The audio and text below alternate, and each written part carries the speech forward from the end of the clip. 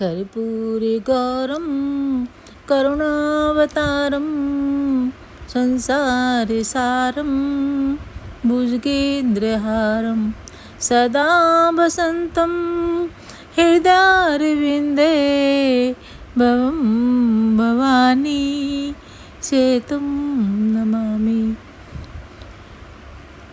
त्वमेव माता च पिता त्वमेव त्वमेव बन्धु च सखा त्वमेव विद्या द्रविणं त्वमेव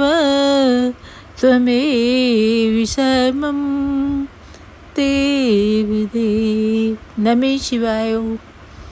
तो दोस्तों,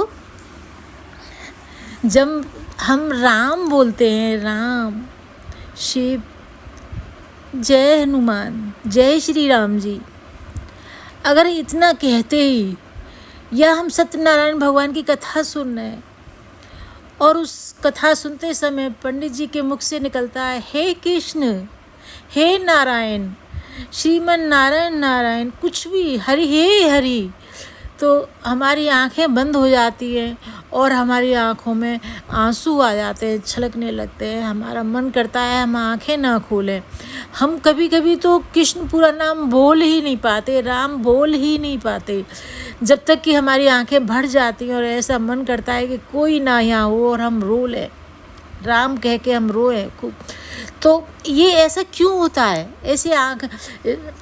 तो दोस्तों, जब हम बहुत भजन सिमरन नाम जप करते हैं, उनको याद करते हैं, परमात्मा को, नवदा भक्ति में सब कुछ बताया है कि स्मरण करें, सिमरन करें, दान करें, भक्ति करें, वेद पढ़ें, कथा सुने, कथा में जाएं, भोग लगाएं भगवान को, उसको नमस्कार करें।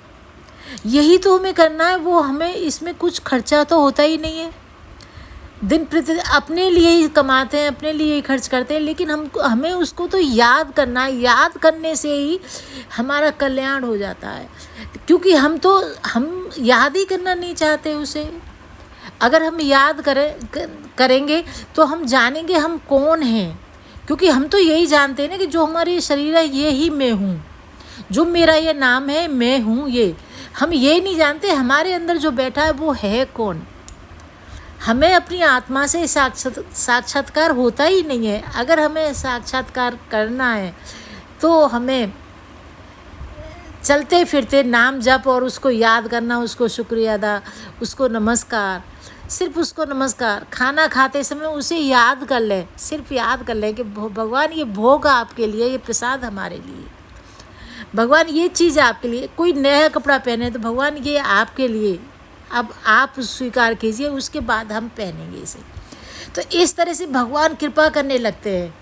भगवान के पास कभी, भगवान ही तो हमें सब कुछ देते हैं। धरती से निकलता है, धरती माँ है, धरती से रत्न निकलते हैं, खाना, दाल, सब्जी, जिससे हमारा भरण पोषण होता है। भगवान तो दिखता नहीं और दे देता है, इतना सारा भंडारे भर देता है। बिना भगवान के कुछ भी नहीं है।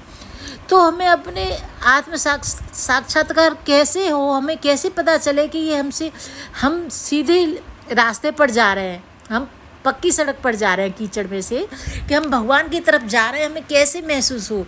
तो जब हम भजन करते करते दोस्तों, जब कोई हमें राम कथा सुना रहा है, कोई कृष्ण कथा सुना रहा है, या उनकी यशोदा की कहानी सुना रहा है, और उनको सुन के हमारी आंखों में आंसू आ जाए, हमें कहानी सुनते सुनते हमें इस तरह से लगे कि हम वृंदावन में चले गए। जगन्नाथ भगवान की कथा सुनते सुनते हमें ऐसे लगे हम उनके मंदिर में बैठे हैं, शिव भगवान के मंदिर में बैठे हैं, या राम कहते ही हमारे आंखों में आंसू आ रहे हैं, तो आप समझ लीजिए कि आपका आत्म साक्षात्कार होने वाला है। प्रभु आपको याद कर रहे हैं, आप याद नहीं कर रहे, प्रभु आपको याद कर रहे हैं।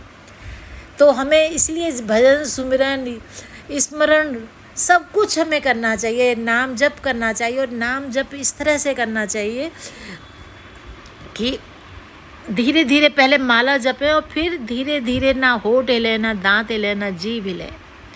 इस तरह से खाना, आटा मलते हुए, रोटी बनाते हुए, खाना देते हुए, कपड़े धोते हुए, नहाते हुए, इस तरह से आदत डालें कि जब हम सो जाएं, हम तो चैन की नींद सोएं, लेकिन सांसें हमारी प्रभु को याद करें, प्रभु का सुमिरन करें, तो समझ लीजिए हमारे वो दिन दूर नहीं है कि प्रभु से हमारा मिलन होने वाला है। आत्मा ही परमात्मा है। अगर हम माला जपेंगे तो हमें ये पता चलेगा कि हम तो सो रहे हैं, ये माला कौन जप रहा है, तो आपको पता चलेगा कि हम माला नहीं जप रहे, जो आत्मा रूपी परमात्मा बैठा है, जो आत्मा परमात्मा एक है, वही माला जप रही है।